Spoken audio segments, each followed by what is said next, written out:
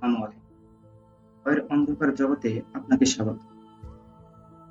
এই চ্যানেলের মধ্যে বাস্তব অভিজ্ঞতার ভয়ঙ্কর কাহিনী এবং অজানা অন্ধকারের গল্প। আপনার শোনা বা দেখা যে কোনো ভৌতিক বা রহস্যময় ঘটনা আমাদের কাছে শেয়ার করতে পারেন। চাইলে ইমেলের মাধ্যমে আপনি আমাদের এই যে কোনো ঘটনা আপনি চাইলে শেয়ার করতে পারবেন। আর গল্পটি আমাদের পরবর্তী ভিডিওতে তুলে ধরা হতে পারে। তো প্রিয় লিসেনার্স, আজকে আমি কিছু ঘটনা আপনাদের কাছে শেয়ার করব এবং সেই ঘটনাটি হচ্ছে ইমেল। তো আপনারা অবশ্যই পুরো ভিডিওটা আমার সাথে থাকবেন বা পুরো লাইভটা আমার সাথে থাকবেন। আর বিশেষ করে যদি আপনার ঘটে যাওয়া আশেপাশে কোনো ঘটনা যদি আপনি চান যে আপনি আমাদের এই ইউটিউব চ্যানেলে শেয়ার করবেন, তাহলে অবশ্যই ডিসক্রিপশন বক্সে ইমেল দেওয়া থাকবে। আপনারা চাইলে ওখান থেকে ইমেলে আপনার ঘটনাটি পাঠাতে পারেন। তো শুরু করছি প্রথম ঘটনা। তো প্রথম ঘটনাটা আসলে অনেক ভয়ানক এবং অনেক বাস্তবমুখী একটি ঘটনা। তো জেলেদের নিয়ে এই ঘটনা এবং জেলের সাথে ঘটে যাওয়া সত্যি এবং ভৌতিক ঘটনা। তো অবশ্যই আপনারা পুরো ভিডিওটা বা পুরো ঘটনাটি শুনতে থাকবেন। তো যেভাবে লিখছে আমি সেভাবে পড়ার চেষ্টা করছি, ভুল ত্রুটি হলে ক্ষমা দৃষ্টিতে দেখবেন। আজ থেকে বহু বছর আগের কথা। তা প্রায় 40 বছর তো হবে। আমাদের বয়স যখন 9-10 বছর হবে, তখন আমাদের কোটাপুট জেলার মাছকুন্ডু বলে উড়িষ্যার এক জায়গা আছে। তো উড়িষ্যার জয়পুর থেকে প্রায় 30-40 কিলোমিটার দূর। টানা পাহাড়ের উপরে ঘাট রাস্তা। তখন দিনে একটা বাস চলতো। বাবার সঙ্গে আমরা জিপে যেতাম। খুব ভয় করতো। যখন কিনা জিপটা পাহাড়ের গায়ে ঘেঁষে চলতো, তখন অনেকটা ভয় করতো। নদীর এক শাখা নদী মাছকুন্ড নদী। এই নদী হঠাৎ দিক পরিবর্তন করে জলপ্রপাতে পরিণত হয়, নাম ভুতুড়ে পুকুর। চারিদিকে পাহাড় ঘেরা এক মনোরম জায়গা। শান্ত পরিবেশ, জলপ্রপাতের সুর, গভীর গর্জনে কথিত পরিবেশ। এখানে 1955 সালে তৈরি হয় জলাপুট ড্যাম। জলা মানে জল, পুট মানে ঘর, অর্থাৎ জলের ভান্ডার। এইখানে তৈরি হয় মাছকুন্ড হাইড্রো ইলেকট্রনিক প্রজেক্ট। 34,273টি এমসি জলকে জলপ্রপাত থেকে 15 কিলোমিটার টানেল দিয়ে 120 মেগাওয়াট বিদ্যুৎ উৎপন্ন হয় 1955 সালে। এখন অবশ্য এই প্রজেক্টটি পূরণ হয়ে গিয়েছে, তার নকলের প্রয়োজন নেই। 1958 সালের কথা ভাবুন, তখন ওই জায়গায় কিরকম ছিল। গভীর জঙ্গলে ভরা নির্জন পরিবেশ। সভ্যতার কোনো চিহ্ন বর্ণনা ছিল। কিছু আদিবাসী এবং কিছু সরকারি বাবু। কেউ তাদের পরিবারের সঙ্গে থাকতেন না, কেউ একা। কিছু তেলুগু পুজুরিয়া এবং একমাত্র বাঙালি পরিবার। অবশ্য আমরা জুটি কাটাতে তেমন যেতাম ওখানে, কারণ আমার পিতৃদেব ওখানকার একজন অফিসার ছিলেন। আমাদের পড়াশোনার জন্য তিনি একাকিত্ব বেছে প্রসঙ্গে আসেন। সে 1955 সালের আগে ওই জলাপুটে আসেন কিছু জার্মান ইঞ্জিনিয়ার। তাদের জন্য সার্কিট হাউস তৈরি হয়েছিল যাতে কোনো অসুবিধা না হয়। সেই সার্কিট হাউসের কথা বলি। জার্মান সাহেবেরা ঘর-দোর ছেড়ে এই বিদেশে এসে আমাদের দেশের ঘরে ঘরে আলো জ্বালাতে আসেন। কিন্তু তারই মধ্যে ঘটে কিছু অঘটন। ওই নির্জন বনানীতে এক সুন্দরী তেলেগু মহিলা ছিলেন, যার নাম পূর্ণিমা। তিনি এক কর্মচারীর কন্যা। যেমন দেখতে ঠিক তেমন সেরকম গান গাইতে পারতেন। আর জার্মান সাহেবের নাম আলেকজান্ডার পল। শুধু পল সাহেব বললেই ওনাকে ডাকতেন সবাই। বয়সটা অল্প। পল সাহেব যেমন সুন্দর দেখতে ছিলেন, সেরকম ব্যবহারও অনেক সুন্দর ছিলেন। সকলের কাছে মিশেমিশে চলতেন এবং ভালোবাসতেন। খুব ভালো টেনিস খেলতেন, পিয়ানো বাজাতেন। প্রসঙ্গ, পল সাহেব ওই পূর্ণিমাদের বাড়ি যেতেন, গান শুনতেন, অদ্ভুত হয়ে গান শোনাতেন। আর সেই গান পিয়ানোতে বাজানো সার্কিট হাউসে। পিয়ানো বাজাতো এবং ওই পূর্ণিমা যে মেয়েটা ছিল ওই মেয়েটি গান বলতো। সেই সঙ্গীতের মূর্ছনায় দুজনের মধ্যে কোথাও কখন প্রেম সৃষ্টি হয় কেউ বুঝে উঠতে পারেনি তখন। এটাই ভুল সূত্র। এরপর চলে চুপি চুপি দেখা আর প্রেমের আদান প্রদান। বোধহয় ওই একটাই চিত্ত বিনোদনের উপায়। তখন ওখানে যা ছিল বয়স্কোপ না, ছিল তখন এখনকার মতন টিভিও, ক্রিকেট, ফুটবল খেলা ইত্যাদি। তাই দুজনের হৃদয়ের মিলন ঘটে অজান্তে। ক্রমে পূর্ণিমার অন্তঃসত্ত্বা হন। এর মধ্যে পল সাহেব পূর্ণিমাকে প্রায় স্ত্রীর দরজা দেওয়ার জন্য প্রস্তাব রাখে তার বাবার কাছে, কিন্তু সমাজের ভয়ে তার বাবা পর রাজি হন না। রণশীল সমাজে তা গ্রহণীয় নয়, মানে সে একটা অন্য সমাজে ছিল আর এবং যে পল সাহেব তার সমাজটা অন্য ছিল। বিশেষ করে সে যুগে পল সাহেব ব্যতীত হন। এর মধ্যে কিছুদিন কেটে যায়, ওদের দেখা সাক্ষাৎ বন্ধ। এদিন সেদিন ছিল পৌষ পূর্ণিমা। পূর্ণিমা চুপি চুপি সার্কিট হাউসের জায়গায়, কিন্তু দেখে পল সাহেব নেই। তাকে না জানিয়ে পল সাহেব চলে যান। সে কান্না ভেঙে পড়ে, ওখানে আত্মহত্যা করে গলায় দড়ি দিয়ে। সকালে সবাই দেখে এই এমন জায়গাটা এরকম কেউ আশা করেন। পুলিশ আসে, বডি পোস্টমর্টম করে। পল সাহেব এই ঘটনায় বেশ কিছুদিন আগে ফিরে যান ভিয়েতনাম শহরে। ওখান থেকে দেশে পাড়ি দেন। সেই সার্কিট হাউস এরপর আর কোনো সাহেব থাকেনি, কারণ পূর্ণিমার দিন রাতেই বেরোতে খোলা চুরে, মানে পূর্ণিমার রাতেই খোলা চুরে বের হন সার্কিট হাউসে আর কি। ওই নির্জন পরিবেশে কার বাবা সার্কিট হাউসে থাকবে? আজও পূর্ণিমার অতৃপ্ত আত্মা ঘুরে বেড়ায়। মৃদু সঙ্গীতের ঝংকার শোনা যায়, আর শোনা যায় পূর্ণিমার হাসি কান্নার শব্দ। পল সাহেব কি জানেন পূর্ণিমার কি হলো? আজও এই সার্কিট হাউসে কেউ একলা থাকে না। পূর্ণিমার দিন বন্ধ থাকে সার্কিট হাউসের দরজা। আসলে এখানে মানে সেভাবে গুছিয়ে লিখতে পারেনি যে আমাকে মেসেজ করছে বা ইমেল করছে, সে ভালোভাবে গুছিয়ে বলতে পারেনি। তো এখানে যে পূর্ণিমা ছিল, ওই পূর্ণিমা যখন যে পল সাহেব যে যার সাথে ও ভালোবাসা করতো, তো তাকে আসতে বলে সে এসে দেখে যে প্রেমিক নাই ওখানে, যার কারণে ওই পূর্ণিমা ওখানে তোলায় দূরে দেয়। এবং পূর্ণিমার রাত্রে দেখা যায় যে পূর্ণিমা ওখানে গান বলতেছে বা কান্না করতেছে ইত্যাদি দেখা যাচ্ছে। তো প্রিয় লিসেনার্স, যদি আপনারা চান যে আরো কিছু ভৌতিক ঘটনা, অবশ্যই আমি ভৌতিক ঘটনা বলার চেষ্টা করব। আর আমার এখানে যারা ইমেল করে, তাই ওই ইমেল গুলোই আমি পড়ার চেষ্টা করি। ভালো মন্দ বা ভালো লাগা এটা আপনাদের ব্যাপার। আর বিশেষ করে যারা ইমেল করে আমার এখানে দেয়, তো তারা অবশ্যই একটু বানান বা সবকিছু একটু সুন্দরভাবে গুছিয়ে লিখবে। তো চলে যাচ্ছি পরবর্তী ঘটনায়। তো এখন যে ঘটনাটি আমি বলবো সেটা হলো কানাওয়ালা ভূত ধরেছে, মানে একজন ব্যক্তিকে ভূত ধরেছে। তো কি যেভাবে আমাকে ইমেল করেছে বা ইমেল লিখেছে আমি সেভাবে বলার চেষ্টা করছি। বিকালে মামাতো ভাই খবর পাঠালো আড্ডা বাজারে যাওয়ার জন্য। একটা ক্রিকেট মিটিং আছে। রাস্তাঘাটের অবস্থা খুব খারাপ। আমি ভাবলাম একটা রিক্সা নিয়ে চলে যাই। আসার সময় এটাই নিয়ে আসবো। বাসা থেকে বাজারে এসে রিক্সা নিব, ঠিক এমন সময় একজন বলতেছে, চল আমি তোমাকে বাট্রা বাজারে নামিয়ে দিয়ে যাব। আর আমি আসার সময় দেখবা কিছু না, কিছু পেয়ে যাবা। আমি তার মোটর সাইকেলে উঠে গেলাম।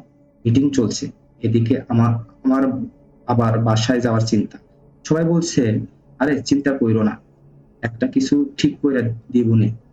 12টা বেজে গেল, মিটিং এর পরিসমাপ্তি ঘটল। তো বাসায় যাওয়ার মতো কোনো বাহন পাচ্ছি না। মামাতো ভাই থাকার জন্য অনেক জোরাজুরি করল, কিন্তু আমাকে বাসাতে যেতেই হবে। আমি বললাম, রাস্তার আর বেশি না, আমি হেঁটেই চলে যেতে পারবো।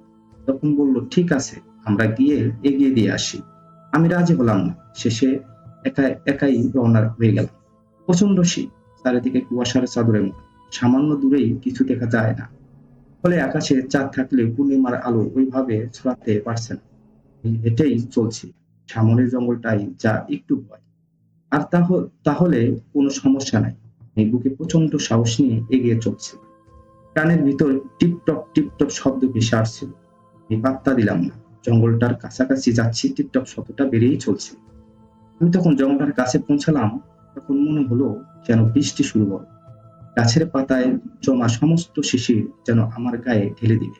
এমন সময় জঙ্গলের ভিতরে কেউ সরে যাবার মতো করে একটা শব্দ হলো। আমি সেদিকে তাকিয়ে দেখি ছোট ছোট গাছের আড়ালে থেকে দুটা চোরা চোখ আমার দিকে তাকিয়ে আছে। মনে মনে ভাবলাম, নিশ্চয়ই শেয়াল হবে। কিন্তু মন সে বড় অদ্ভুত, ভয় কুঁকড়ে যাচ্ছে।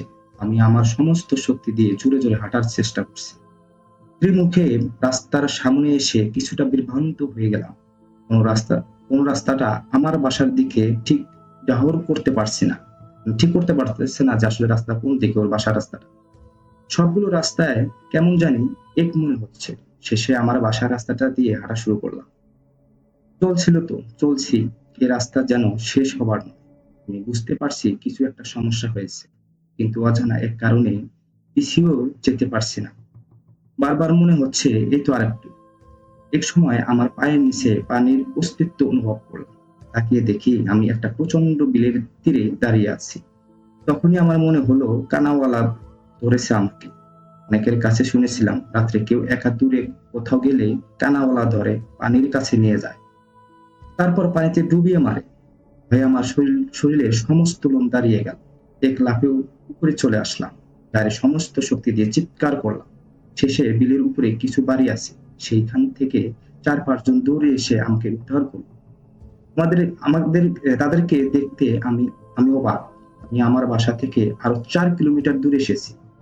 আমার কাছে ঘটনা শুনে তারাও বলল কানাওয়ালা ধরেছে। তারপর তারা আমাকে বাসায় পৌঁছে দিল। হ্যাঁ, প্রিয় লিসেনার্স, এটা আমিও আমাদের গ্রামে অনেক শুনেছি যে আসলে যখন বিশেষ করে যারা মাছ ধরতে যায় তাদের নাকি এই কানাওয়ালা ভূত ধরে। তো অনেকের ক্ষেত্রে এটা ঘটে, আমাদের এলাকাও কিছু লোকের সাথে এরকম ধরনের ঘটনা ঘটেছে। তো আপনারা খেয়াল করবেন যখন আপনি কোনো জায়গায় একাই চলাচল করবেন এমনিতেই কিন্তু আপনাদের শরীরটা মানে ভয়ে শিউরে উঠবে, এবং যখন শুনবেন যে আসলে আপনার আশেপাশে কেউ নেই, শুধু আপনি, নির্জন জায়গা, রাস্তার আশেপাশে কেউ নেই, তখন আপনার কেমন মনে হবে? বিশেষ করে রাত যখন 12টা হবে বা 12টার পর, তখন তো অবশ্যই আপনাদের যে সাহসী লোক হোক না কেন, এখন আগেকার দিনে যে সাহসী লোকগুলো ছিল এখন কিন্তু ওইরকম সাহসী লোক পাওয়া যায় না। তো প্রিয় লিসেনার্স, আপনাদের কাছে ঘটনাগুলি কেমন লাগে অবশ্যই কিন্তু আমাকে কমেন্ট বক্সে জানাবেন। কারণ যদি আপনাদের ঘটনা ভালো লেগে থাকে তাহলে কিন্তু আমার ঘটনা বললে সার্থক মনে হয় এবং বিভিন্ন ধরনের ঘটনা বলতে ইচ্ছা করে। আপনাদের দেওয়া পাঠানো ইমেল বা আপনার ঘটনাগুলো কিন্তু আমাদের এই চ্যানেলে শেয়ার করা হয় বা আপনাদেরকে শোনানো হয়। অবশ্যই আপনারা আপনাদের ঘটে যাওয়া ঘটনা আমাদের চ্যানেলে শেয়ার করতে পারেন। পরবর্তী এপিসোডে হয়তো বা আপনার ঘটনা আমাদের এখানে শেয়ার করা হবে বা বলা হবে। তো অবশ্যই আপনারা চিন্তা করবেন যে প্রতিনিয়ত আমাদের এই মেলে আপনাদের ঘটে যাওয়া ঘটনা বা আপনার শোনা যে কোনো ঘটনা পাঠাতে পারেন। তো প্রিয় লিসেনার্স, এখন আমি যে ঘটনাটি আপনাদের কাছে শেয়ার করব এটাও একটি ঘটনা। অবশ্যই আপনারা মনোযোগ সহকারে শুনবেন, এবং যখন যদি আপনি একা থাকেন, একাই শুনেন, রুমে শুনেন, তাহলে অবশ্যই রুমের লাইট বন্ধ করে দিয়ে হালকা করে আপনার জানালা খুলে রাখবেন এবং আপনার আকাশের দিকে আপনার চোখ দুটো তাকাবেন এবং হেডফোন দিয়ে অবশ্যই ঘটনাগুলো শোনার চেষ্টা করবেন। কারণ যখন আপনি হেডফোন দিয়ে ঘটনাগুলো শুনবেন এবং জানালা খুলে দিয়ে যখন আকাশের দিকে তাকাবেন, তখন এমনিতেই আপনার মনের ভিতরে ভয়ের কাজ করবে। কারণ ভৌতিক ঘটনা যদি ভয়ের কাজ না করে তাহলে আপনি শুনে মজা পাবেন। অবশ্যই তাই যে আপনি একটু ভয়ের কাজ করুন এবং ভয় নিয়ে এই ঘটনাগুলো শুনবেন। আর যাদের সাহস কম তারা অবশ্যই লাইট জ্বালিয়ে দিয়ে শুনবেন। তো চলে যাচ্ছি পরবর্তী একটি ইমেলে। তো যেভাবে লেখা আছে সেভাবে করার চেষ্টা। এখানে টাইটেলটা দেওয়া আছে যে আর্সার যে ভূতের গল্প। তো শুরু করছি। তখন আমার বয়স 10 বছর। আমি বরাবর একটু পুরুকুনো টাইপের। আমার ছোট চাচা ছিল আমার সর্বক্ষণের সঙ্গী। সে ছিল খুব সাহসী আর বেপরোয়া। তার উপর গ্রামে থাকে, কিছুই ভয় পেত না সে। তো এবার আসল ঘটনায় আসা যাক। ভাদ্র মাস, তাল পাকার মাস। তো একদিন রাতে 4টার দিকে তাল টোকাতে গেলাম, তাল টোকাতে, কিন্তু সেদিন কপালে তার তাল ছিল না। কেউ আর আগে তা নিয়ে গেছে। ভীষণ রেগে গজগজ করতে করতে সে বাড়িতে দিকে রওনা হলো, মানে তার চাচা তাল কুড়াতে গেছে তাকে নিয়ে। আর তাল গাছটা ছিল একটা মন্দিরের পাশে, আর তার চারিদিকে ছিল ঘন জঙ্গল। তো তো তো যখন সে রওনা দিল, হঠাৎ জঙ্গলের ভিতর থেকে কেউ একজন পরপর 3বার নাম ধরে ডাকল। যেহেতু সে প্রচন্ড সাহসী, সে সাড়া না দিয়ে বাড়িতে চলে এলো।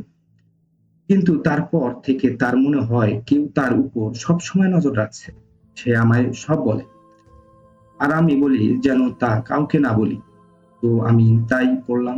জানুয়ারি 2008, রাত 12টা বাজে। বাড়িতে মেহমান, সে বাথরুমে গেছে। তো বাথরুম সেরে সে বাইরে এলো।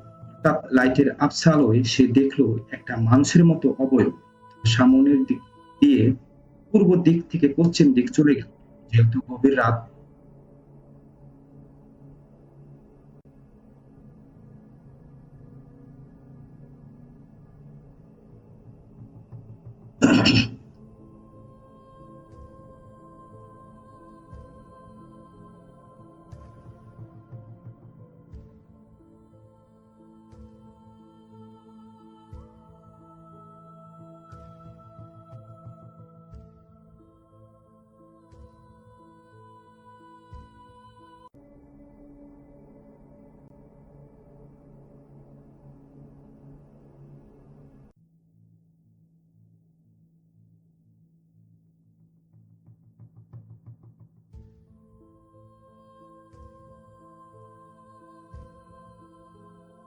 তো প্রিয় লিসেনার্স, আবার শুরু করছি কারণ এর সমস্যার কারণে এটা কেটে গেছিল। যেহেতু গভীর রাত, সে ভাবলো হয়তো চোর এসেছে, তাই কাকু তার পিছু নিল। আমাদের বাড়িতে 4টে ঘর। আমাদের ঘর দক্ষিণ মুখে। ঘরের ঠিক সামনে বড় পুকুর, পুকুরের পাশে বাথরুম, চারপাশে জঙ্গল, পরে মাঠ। তো কাকু লোকটার পিছু নিয়ে ওই মাঠ পর্যন্ত গেল, কিন্তু লোকটাকে আর কোথাও দেখা গেল না। একা সেই বাড়ির মুখে হয়েছে, হঠাৎ সে শুনলো জঙ্গলের ভিতর থেকে কে যেন কাশছে। এবার সে একটু ঘাবড়ে গেল। সে এবার ওই কাশির শব্দ অনুসরণ করে জঙ্গলের ভিতরে প্রবেশ করলো। সে শব্দ উৎসের কাছে যেতে কে যেন তার গায়ে থুতু ছিটিয়ে দিল এবং ভয়ঙ্কর ভাবে হাসতে লাগলো। ও আর নিজেকে সামলাতে পারলো না, দৌড় দিল এবং দরজার কাছে এসে জ্ঞান হারালো। ছুটে গিয়ে দেখি কাকু অজ্ঞান অবস্থায় পড়ে আছে, আর সারা দেহে থুতু এর মতো কি যেন লেগে আছে। তাকে পরিষ্কার করে ঘরে নিয়ে আসা হয়। দুদিন পর তার জ্ঞান ফেরে। জ্ঞান ফিরলে সে সবাইকে ঘটনা খুলে বলল, কিন্তু তার কিছু করা সম্ভব হলো না। কয়েকদিনের ব্যবধানে তার সারা গায়ে পছন্দ ধরেছে এবং 15 দিন পর সে মারা যায়। ইস, কি একটা মানে ঘটনা এটা আসলে। ঘটনাটি শুনে খারাপই লাগলো। বিশ্বাস করেন কিনা জানি না, এখনো রাত 12টা 1টা পর্যন্ত কাকুর কবরের উপর কে যেন কাঁদে।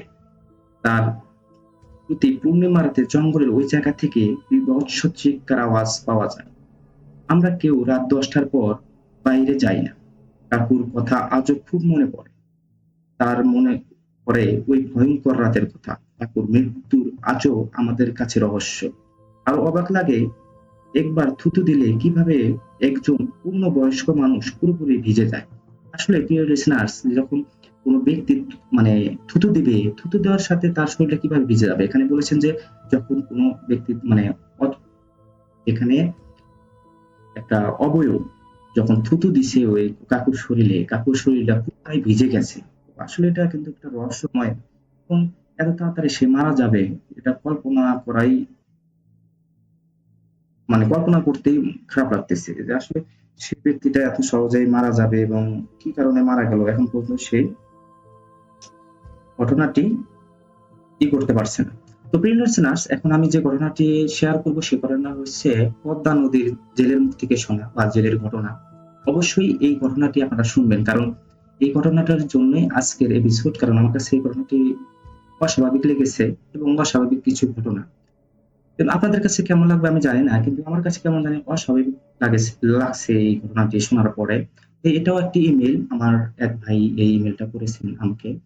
আপনি চাইলে কিন্তু আপনাদের ঘটে যাওয়া বা আপনার শোনা বা আপনার নিজের সাথে ঘটে যাওয়া যদি কোনো ঘটনা শেয়ার করতে চান, অবশ্যই আমাদের ইমেল অ্যাড্রেসে শেয়ার করতে পারেন।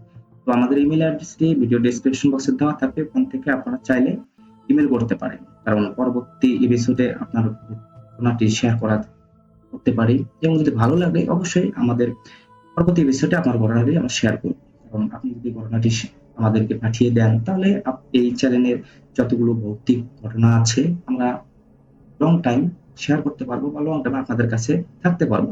তো অবশ্যই আপনাদের কাছে অনুরোধ যে আপনারা অবশ্যই ঘটনা শেয়ার করবেন, বিশেষ করে সংগ্রহ করবেন, সংগ্রহ করে আমাদের কাছে পাঠাবেন। আমি চাই আমাদের একটা টিম হোক, আমাদের টিম কাজ করবে এবং আমরা টিম অনুযায়ী আমাদের ঘটনা সংগ্রহ করব এবং ঘটনা প্রচার করব।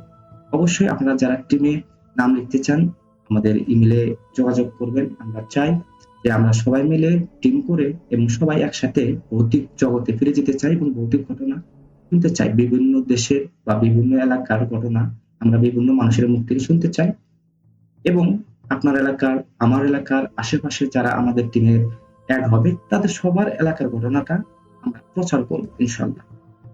তো অবশ্যই আপনারা চেষ্টা করবেন আপনাদের ঘটনাটি পাঠানোর জন্য বা পাঠাবেন, কারণ আপনারা যদি ঘটনা পাঠান তাহলেই আমরা ঘটনাটা প্রচার করতে পারবো। আপনারা ঘটনা না পাঠান তাহলে আমরা কখনোই ঘটনা প্রচার করতে পারবো না। তো অবশ্যই আপনাদের কাছে অনুরোধ করবো যে আপনারা অবশ্যই আমাদের কাছে ঘটনাটা পাঠাবেন, কারণ ঘটনা যদি আপনারা না পাঠান তাহলে আমরা ঘটনা শেয়ার করতে পারবো না। তো অবশ্যই আপনারা আমাদের কাছে ঘটনা শেয়ার করবেন, কারণ ঘটনা শেয়ার না করলে আমরা কখনোই ঘটনা পাঠাতে পারবো না। তো অবশ্যই ঘটনা শেয়ার করবেন এবং আমি চাচ্ছি কি যে আপনারা টিম করেন, আমি সাথে থাকবো এবং আমরা টিম অনুযায়ী আমরা বিভিন্ন জায়গার ঘটনা শেয়ার করব, শুনবো এবং একে অপরকে কাছে শেয়ার করব এবং আমাদের এই ইউটিউব চ্যানেলের মাধ্যমে সবাইকে শোনার সুযোগ করে দেব। কারণ যদি আপনারা আমাদের ঘটনাটি পাঠান বা আমি যদি ঘটনা শুনি এবং শেয়ার করি, এটা সবাই শুনবে। আমি চাচ্ছি আপনারা টিম করি, টিমের মাধ্যমে আমরা বিভিন্ন জায়গার ঘটনা সংগ্রহ করব এবং এই ঘটনাগুলি আমরা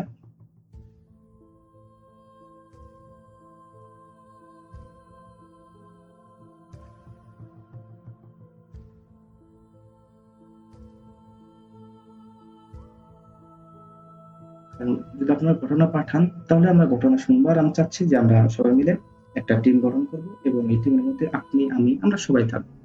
অবশ্যই আমরা টিম করবো। আর যদি আপনারা টিমে অ্যাড হতে চান, অবশ্যই আমাদের যে ইমেল আছে এই ইমেল বা আমাদের ফেসবুক পেজের মধ্যে আপনারা নক দিতে পারেন।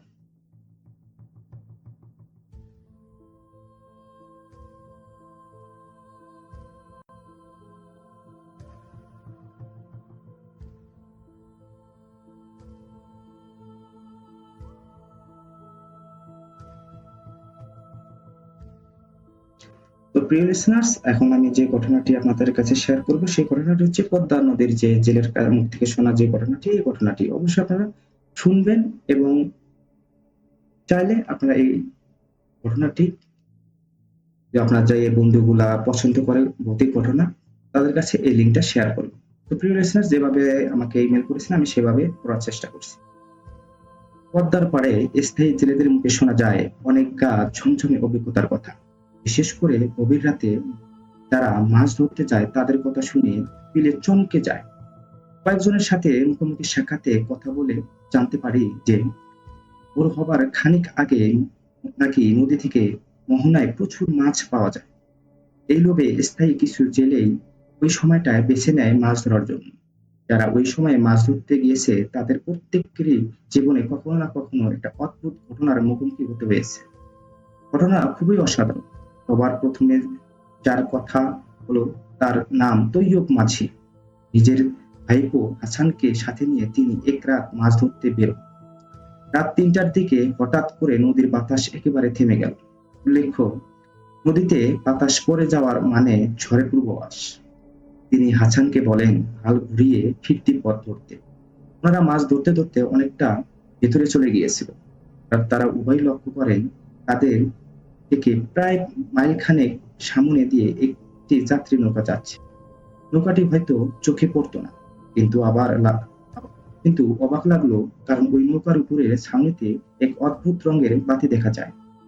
অনেকটা নীলচে আভা বের হচ্ছে সেই বাতি থেকে। মানুষগুলো হয়তো বিপদে পড়তে পারে ভেবে তৈয়ব দ্রুত বৈঠা পেয়ে হাসানের সাহায্যে ওই নৌকার পাশে চলে যান। নৌকার ভিতরে উঁকি দিয়ে চমকে ওঠেন তৈয়ব। নৌকার কোনো মাঝি নেই। তার চেয়ে ভয়ঙ্কর হলো নৌকার পাটাতনে পড়ে আছে এক গাদা লাশ। পুরনো লাশ, পচে গলে গেছে। ছাউনির ভিতরে একটা মরচে পড়া হারিকেন আগুন জ্বলছে। কৈবালের মুখ দিয়ে চিৎকার বেরিয়ে যায়। চাচাকে চিৎকার করতে দেখে বইটা ফেলে দ্রুত চাচার সামনে চলে আসে আসান। দেখে তার চাচা মাথা ঘুরে পড়ে যাচ্ছে। দৌড়ে গিয়ে কোনো মতে চাচার পতন ঠেকায় সে। সাথে সাথে মাথা উঁচু করে সামনে তাকিয়ে দেখে সেখানে কোনো নৌকা তো দূরের কথা, আশেপাশে ঘন অন্ধকার ছাড়া কিছু দেখা যাচ্ছে না। অথচ সে নিজে ওই যাত্রী নৌকায় নৌকা ঠেকিয়েছিল। নৌকায় নৌকায় ধাক্কায় আবার আওয়াজ পর্যন্ত শুনেছে। ঠিক খানিক বাদেই প্রচন্ড বাতাসে নৌকা ডুবি ডুবি হয়ে পড়ে। আচ্ছা, দক্ষ ছেলে, ছোটবেলা থেকে নৌকা বেচে বেয়ে ওস্তাদ। কোনোমতে চাচাকে পটাতনে শুইয়ে দিয়ে নৌকা টেনে ঘাটে লাগায়। তৈব আলী টানা ১ সপ্তাহ কথা বলতে পারেনি এরপরে। এমনকি রাতে মাছ ধরাই ছেড়ে দিয়েছে। ঘটনাটি এখানে শেষ হলে ভালো হতো, কিন্তু তৈব আলী নয়, আরো অনেক জেলের সাথেই হুবহু একই জিনিস ঘটেছে। পদ্মার চরে মাঝে মাঝেই জেলেরা মাছ ধরতে গিয়ে নিখোঁজ হয়ে যায়। প্রায় নৌকা ডুবির ঘটনা ঘটে। এর মধ্যে কোনো মিল আছে কি? আসলে এই ঘটনাটি সবার মুখে মুখে শোনা যায়। আর তাছাড়া এই ঘটনাটি নাকি প্রায় সময় ঘটে জেলেদের সাথে ঘটে, বিশেষ করে যারা মাছ ধরতে যায়। আমি অনেক শুনেছি যে যারা মাছ ধরতে যায় তাদের নাকি এই ঘটনাগুলি বেশি ঘটে আর কি। অবশ্যই আপনারা যখন কেউ মাছ ধরা, যাদের মাছ ধরতে ভালোবাসেন বা মাছ ধরতে ভালো লাগে, তারা অবশ্যই কি করবেন, দেখে সাবধানে চলাচল করবেন এবং মাছ ধরতে গেলে অবশ্যই সাবধানতার অবলম্বন করবেন। কারণ মাছ অনেক, যখন মাছ সবচেয়ে লোভ জিনিস বা নেশাগ্রস্ত জিনিস হলো মাছ। কারণ মাছ ছাড়া কিন্তু, মাছ যখন ভালো আসে তখন কিন্তু দেখা যায় যে মাছ ধরতে ধরতে কোথায় যে চলে যাবেন আপনি নিজেও কল্পনা করতে পারবেন না। তো প্রিয় লিসেনার্স, আপনাদের ঘটনাটি কেমন লাগলো অবশ্যই জানাবেন। কারণ আপনাদের ঘটনা যদি ভালো লেগে থাকে তাহলে কিন্তু আমার বলাটা সার্থক হবে, এবং যে ভাইটি ঘটনা পাঠিয়েছেন তারও ভালো লাগবে যে তার ঘটনাটি সবাই শুনেছেন এবং কমেন্ট করেছেন। তো প্রিয় লিসেনার্স, আমি পরবর্তী একটা ঘটনায় চলে যাচ্ছি।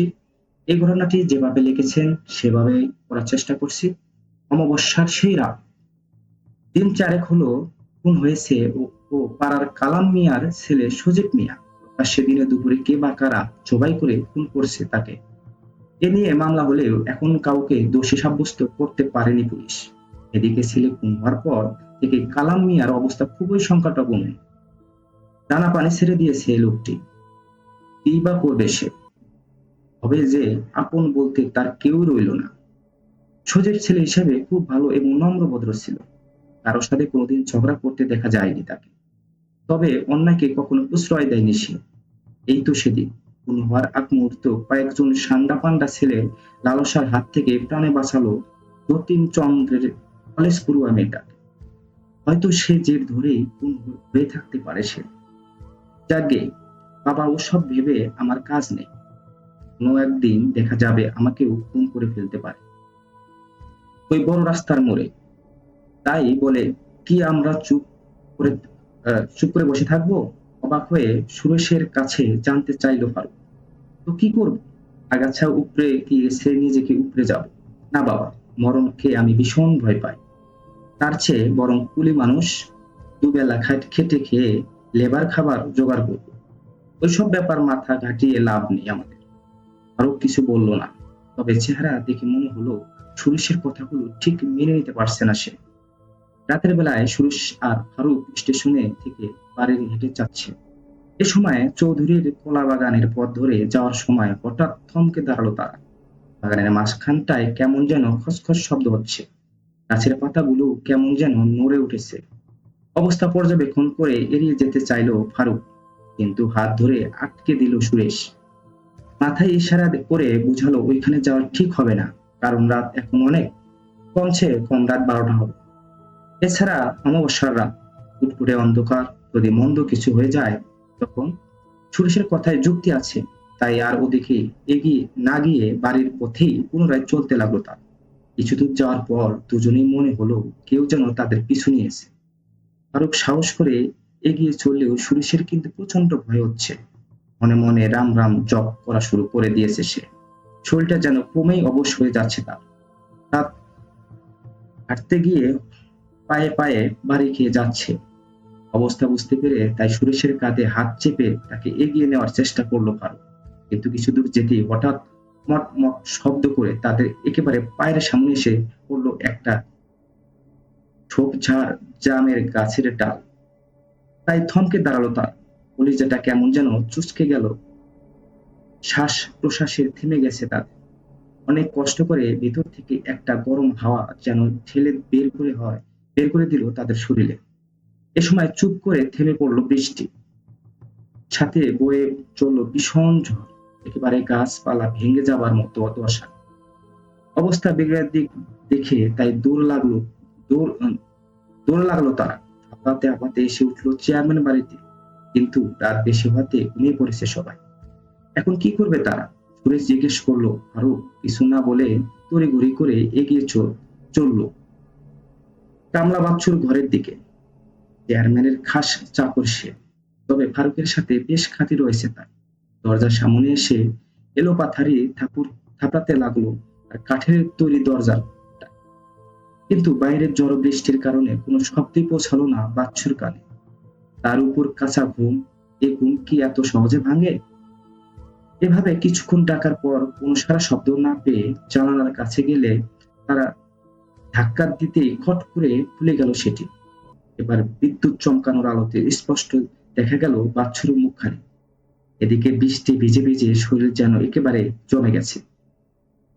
শরীরটা খানিক কাঁপতে শুরু করে দিয়েছে। তাই তারা দেরি না করে হাতের মুঠোতে কিছুটা পানি নিয়ে ফারুক ফারুককে ছুঁড়ে মারলো বাচ্চুর দিকে। ফারুক মানে বাচ্চুর দিকে ছুঁড়ে মারলো।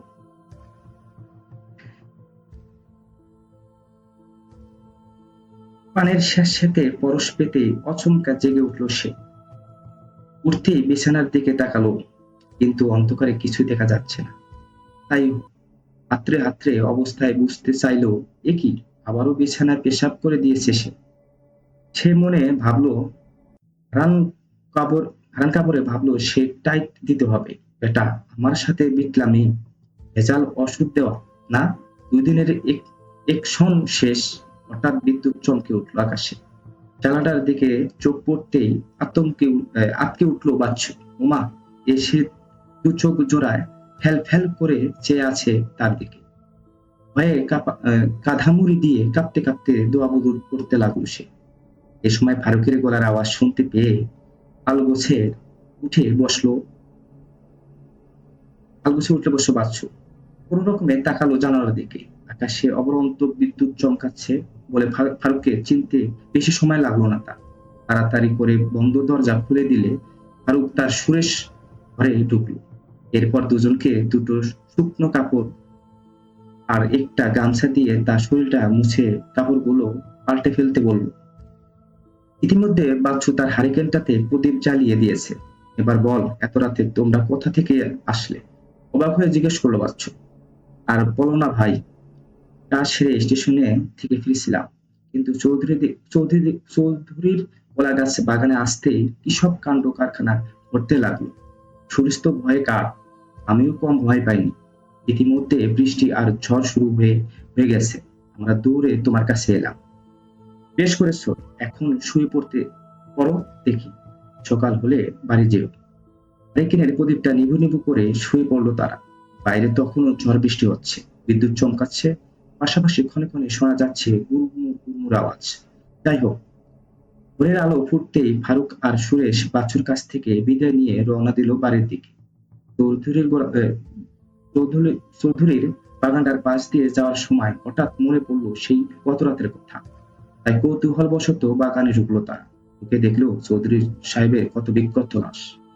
পেলে চমকে গেল তাদের। সুরেশ তো দেখেই বিকট চিৎকার মেলে বসলো।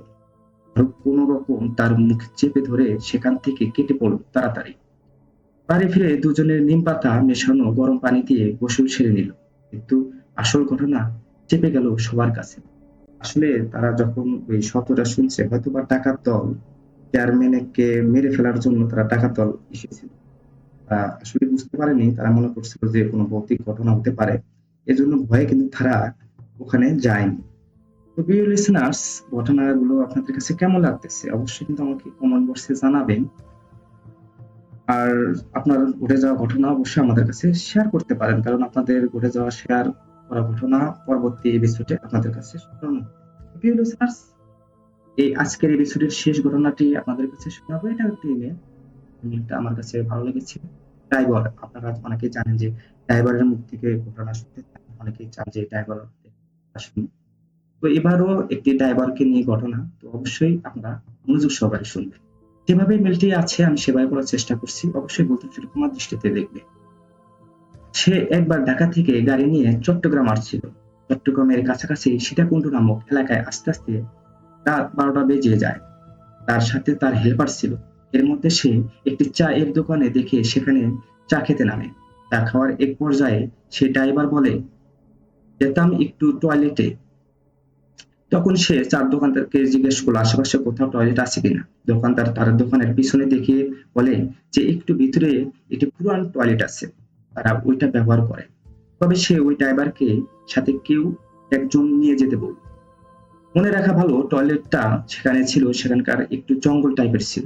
চায়ের দোকানের কয়েকজন লোক ছিল, তাই সে ড্রাইভার একটু সাহস দেখিয়ে বলল কাউকে লাগবে না, সে একাই যেতে পারবে।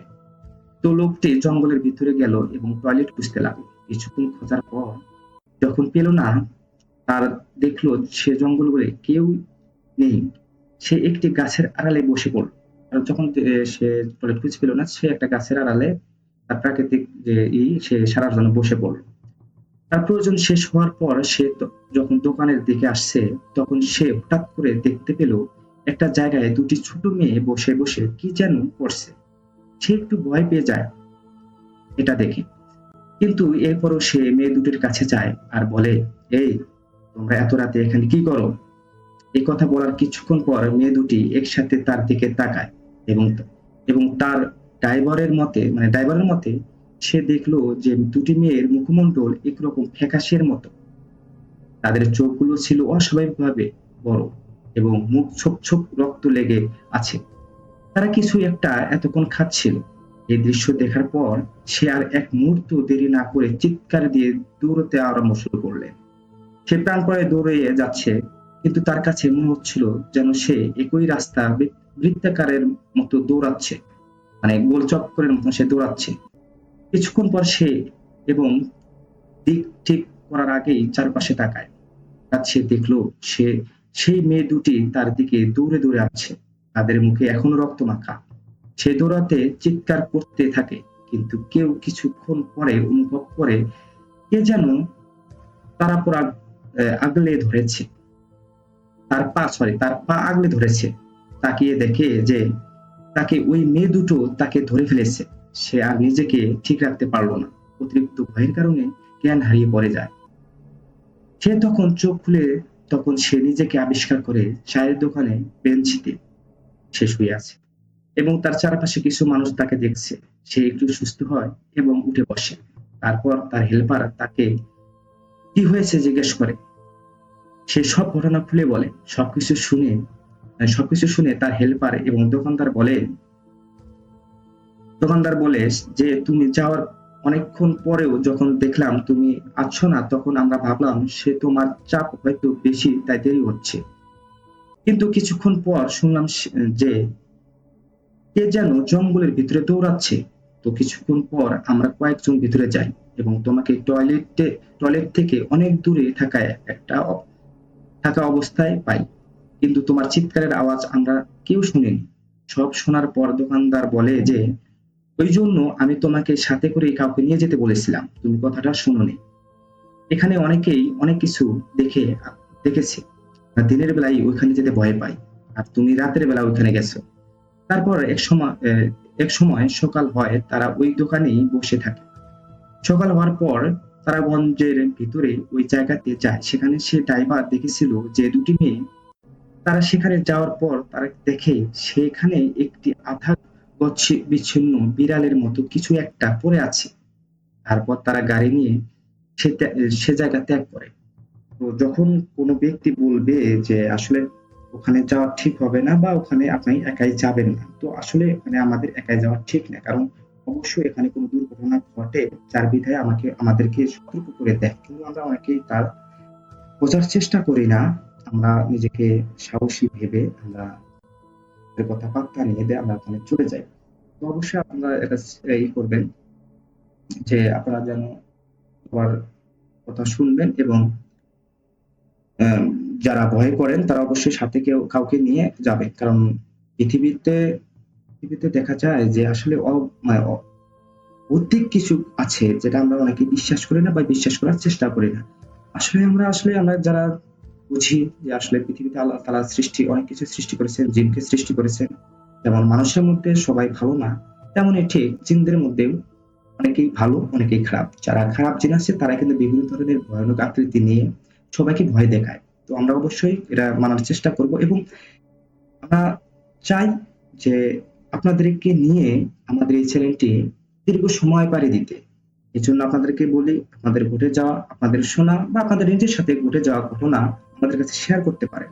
আর যারা আমাদের মেম্বার হতে চান তারা অবশ্যই ফেসবুকে এবং ইমেলে নক করবেন এবং বলবেন যদি আপনার ইচ্ছা হয় যে না আমাদের মেম্বার হতে, তারা অবশ্যই আমাদের মেম্বার হতে পারবেন। আর বিশেষ করে মেম্বার হলে আপনাদের ঘটনা সংগ্রহ করতে হবে এবং ঘটনা আমাদের কাছে পাঠাতে হবে। পরবর্তী এপিসোডে আপনাদের ঘটনা আমরা শেয়ার করব যদি ভালো লাগে। আর ভৌতিক ঘটনা পেতে হলে অবশ্যই কিন্তু আমরা আপনারা চেষ্টা করবেন যেন আমাদের কাছে সম্পূর্ণ ঘটনা পাঠাতে, কারণ আমরা যখন আপনাদের ঘটনা পাবো, আমরা সবার কাছে শেয়ার করব এবং আমরা যারা আছি চাই সবাইকে নিয়ে আমরা ঘটনা ঘটনা শুনতে এবং ঘটনা যদি ভালো লাগে অবশ্যই আমরা আপনাদের ঘটনা লিসেনার্স যদি আপনারা চান যে আমাদের ঘটনাটি আপনাদের কাছে ভালো লেগেছে বা আপনারা চান যে আপনারা ঘটনা শেয়ার করবেন, অবশ্যই কিন্তু আমাদের কাছে ঘটনাটি শেয়ার করতে পারেন। আমরা চাই আপনাদের ঘটনা আমরা শেয়ার করব এবং সবাইকে শোনার সুযোগ করে দেব। তো প্রিয় লিসেনার্স, এই ছিল আজকের ঘটনা এবং আজকের এপিসোডের শেষ ঘটনা। আজকের মতো আমি এখানে বিদায় নিচ্ছি। সবাই ভালো থাকবেন, সুস্থ থাকবেন। আল্লাহ হাফেজ।